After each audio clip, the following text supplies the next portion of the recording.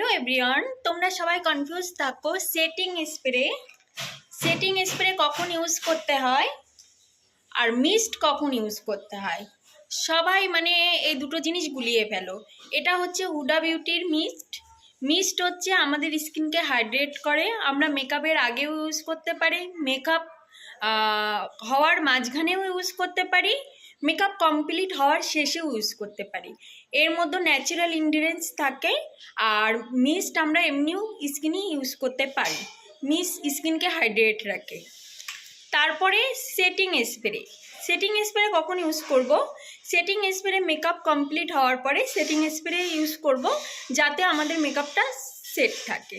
তো আমাদের 12 দিনের মেকআপ মাস্টার ক্লাস শুরু হচ্ছে জুলাই থেকে। যারা যারা জয়েন করতে চাও তারা আমাদের অফিসিয়াল নাম্বারে কন্ট্যাক্ট করো 7811948696। আরও অনেক কিছু জানার জন্য আমাদের ক্লাসে জয়েন করতে হবে। বাই।